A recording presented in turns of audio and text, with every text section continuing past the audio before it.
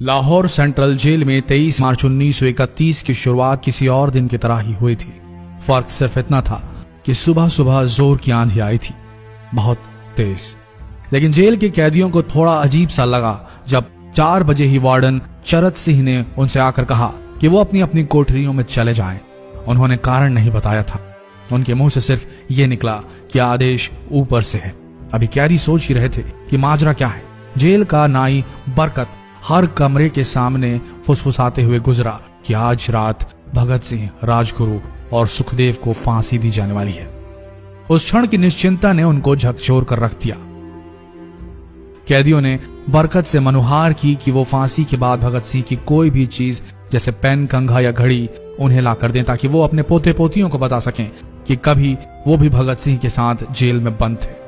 बरकत भगत सिंह की कोठरी में गया और वहां से उनका पेन और कंघा ले आया। सारे कैदियों में होड़ लग गई कि किसका उस पर अधिकार हो। आखिर में ड्रॉ निकाला गया, लाहौर कॉन्स्पिरेसी केस। अब सब कैदी चुप हो चले थे। उनकी निगाहें उनकी कोठरी से गुजरने वाले रास्ते पर लगी हुई थी। भगत सिंह उनके साथ फांसी पर लटकाए जाने के लिए उसी रास्ते से गुजरने वाले थे। एक बार पहले जब भगत सिंह उसी रास्ते से ले जाए जा रहे थे तो पंजाब कांग्रेस के नेता भीमसेन सच्चर ने आवाज ऊंची कर उनसे पूछा था, आप और आपके साथियों ने लाहौर कॉन्स्पिरेसी केस में अपना बचाव क्यों नहीं किया? भगत सिंह का जवाब था, इनकलाबियों को मरना ही होता है क्योंकि उनके मरने से ही उनका अभियान मजबूत होता है, अदालत में अपील से नहीं। वार्डन चरत सिंह भगत सिंह के खैर ख्वाह थे और अपनी तरफ से जो कुछ बन पड़ता था उनके लिए किया करते थे। उनकी वजह से ही लाहौर की द्वारकादास लाइब्रेरी से भगत सिंह के लिए किताबें निकलकर जेल के अंदर आ पाती थी। भगत सिंह की जेल की जिंदगी काफी कठिन थी। किताबें पढ़ने का शौक हो चला था उन्हें कि एक बार उन्होंने अपने स्कूल के साथी जयदेव कपूर को लिखा था कि वो उनके लिए कार्ल लिब्नेख्त की मिलिट्रिज्म, लेनिन की लेफ्ट विंग कम्युनिज्म और ऑप्टन सिंक्लेयर का उपन्यास द स्पाई कुलबीर के जरिए भिजवाएं। भगत सिंह जेल की कठिन जिंदगी के आदी हो चले थे। उनकी कोठरी नंबर 14 का फर्श पक्का नहीं था, उस पर घास उगी हुई थी। कोठरी में बस इतनी ही जगह थी कि उनका 5 फुट 10 इंच का शरीर बमुश्किल उसमें लेट पाए। भगत सिंह को फांसी दिए जाने से 2 घंटे पहले उनके वकील प्राणनाथ मेहता उनसे मिलने पहुंचे। मेहता ने बाद में लिखा कि भगत सिंह अपनी छोटी सी कोठरी में पिंजड़े में बंद शेर की तरह चक्कर लगा रहे थे। इनकलाब जिंदाबाद। उन्होंने मुस्कुराकर मेहता को स्वागत किया और पूछा कि आप मेरी किताब रिवोल्यूशनरी लेनिन लाए या नहीं। जब मेहता ने उन्हें किताब दी तो वे उसे उसी समय पढ़ने लगे मानो उनके पास अब ज्यादा समय न बचा। मेहता ने उनसे पूछा कि क्या आप देश को कोई संदेश देना चाहेंगे। भगत सिंह ने किताब से अपना मुंह हटाए बगैर कहा, सिर्फ 2 संदेश, साम्राज्यवाद मुर्दाबाद और इनकलाब जिंदाबाद। इसके बाद भगत सिंह ने मेहता से कहा कि वो पंडित नेहरू और सुभाष चंद्र बोस को मेरा धन्यवाद पहुंचा दे जिन्होंने मेरे केस में गहरी रुचि ली थी। भगत सिंह से मिलने के बाद मेहता राजगुरु से मिलने उनकी कोठरी पहुंचे। राजगुरु के अंतिम शब्द थे, हम लोग जल्द मिलेंगे। सुखदेव ने मेहता को याद दिलाया कि वो उनकी मौत के बाद जेलर से वो कैरम बोर्ड ले लें जो उन्होंने उन्हें कुछ महीने पहले दिया था। मेहता के जाने के थोड़ी देर बाद जेल अधिकारियों ने तीनों क्रांतिकारियों को बता दिया कि उनको वक्त से 12 घंटे पहले ही फांसी दी जा रही है। अगले दिन सुबह 6 बजे की बजाय उन्हें उसी शाम 7 बजे फांसी पर चढ़ा दिया जाएगा। भगत सिंह मेहता द्वारा दी गई किताब के कुछ पन्ने ही पढ़ पाए थे। उनके मुंह से निकला, क्या आप मुझे इस किताब का एक अध्याय भी खत्म करने नहीं देंगे? भगत सिंह ने जेल के मुस्लिम सफाई कर्मचारी बेबे से अनुरोध किया कि वो उनके लिए उनको फांसी दिए जाने से 1 दिन पहले शाम को अपने घर से खाना जरूर लाएं।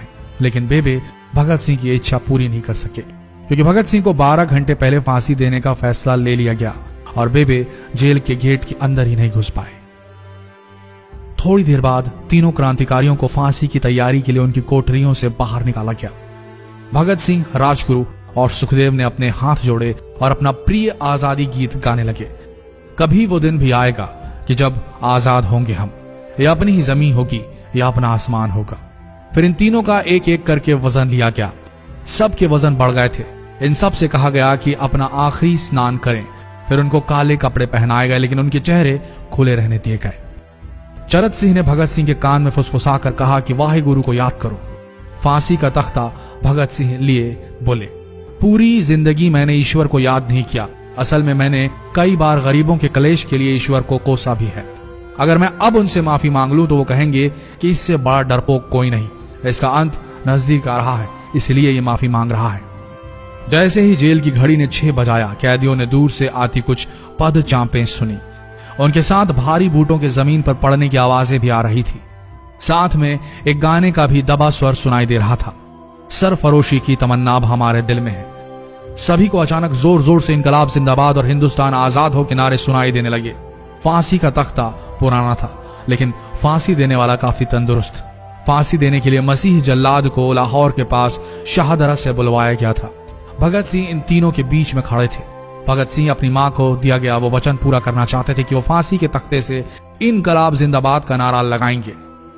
लाहौर जिला कांग्रेस के सचिव पिंडी दास सोंधी का घर लाहौर सेंट्रल जेल से बिल्कुल लगा हुआ था। भगत सिंह ने इतनी जोर से इनकलाब जिंदाबाद का नारा लगाया कि उनकी आवाज सोंधी के घर तक सुनाई दी। उनकी आवाज सुनते ही जेल के दूसरे कैदी भी नारे लगाने लगे। तीनों युवा क्रांतिकारियों के गले में फांसी की रस्सी डाल दी गई, उनके हाथ और पैर बांध दिए गए। तभी जल्लाद ने पूछा, सबसे पहले कौन जाएगा? सुखदेव ने सबसे पहले फांसी पर लटकने की हामी भरी। जल्लाद ने एक एक कर रस्सियां खींची और उनके पैरों के नीचे लगे तख्तों को पैर मारकर हटा दिया। काफी देर तक उनके शव तख्तों से लटकते रहे। अंत में उन्हें नीचे उतारा गया और वहां मौजूद डॉक्टरों लेफ्टिनेंट कर्नल जे नेल्सन और लेफ्टिनेंट कर्नल NS सोंधी ने उन्हें मृत घोषित किया। एक जेल अधिकारी पर फांसी का इतना असर हुआ कि जब उससे कहा गया कि वो मृतकों की पहचान करें तो उसने ऐसा करने से इनकार कर दिया। उसे उसी जगह पर निलंबित कर दिया गया अंग्रेजों द्वारा। एक जूनियर अफसर ने यह काम अंजाम दिया। पहले योजना थी कि इन सब का अंतिम संस्कार जेल के अंदर ही किया जाएगा, लेकिन फिर यह विचार त्यागना पड़ा जब अधिकारियों को आभास हुआ कि जेल से धुआं उठते देख बाहर खड़ी भीड़ जेल पर हमला कर सकती है। इसलिए जेल की पिछली दीवार तोड़ी गई। उसी रास्ते से ट्रक जेल के अंदर लाया गया और उस पर बहुत अपमानजनक तरीके से उन शवों को एक सामान की तरह लाद दिया गया। पहले तय हुआ था कि उनका अंतिम संस्कार रावी के तट पर किया जाएगा, लेकिन रावी में पानी बहुत ही कम था, इसलिए सतलज के किनारे शवों को जलाने का फैसला लिया गया। उनके पार्थिव शरीर को फिरोजपुर के पास सतलज के किनारे लाया गया। तब तक रात के 10 बज चुके थे। इस बीच उप पुलिस अधीक्षक कसूर सुदर्शन सिंह कसूर गांव से एक पुजारी जगदीश अचरज को बुला लाए। अभी उनमें आग लगाई ही गई थी कि लोगों को इसके बारे में पता चल गया। जैसे ही ब्रितानी सैनिकों ने लोगों को अपनी तरफ आते देखा, वो शवों को वहीं छोड़कर अपने वाहनों की तरफ भागे। सारी रात गांव के लोगों ने उन शवों के चारों ओर पहरा दिया। अगले दिन दोपहर के आसपास जिला मजिस्ट्रेट की दस्तखत के साथ लाहौर के कई इलाकों में नोटिस चिपकाया गया, जिसमें बताया गया कि भगत सिंह, सुखदेव और राजगुरु का सतलज के किनारे हिंदू सिख रीति से अंतिम संस्कार कर दिया गया है। तो ये थे भगत सिंह की जिंदगी के वो 12 आखिरी घंटे। आशा करते हैं इस वीडियो में सुनाई गई ये कहानी आज युवा पीढ़ी के दिलों में मर चुके देशभक्ति को जगाने में कामयाब होंगे। जितना हो सके इस संदेश को पूरे देश में पहुंचाएं। इस वीडियो को शेयर करें फेसबुक पर, व्हाट्सएप पर, और हो सके तो इस पेज को फॉलो करें ताकि ऐसे ही वीडियोस आप तक सही समय पर पहुंच सके। मिलते हैं अगले वीडियो में, तब तक के लिए आप सबका धन्यवाद।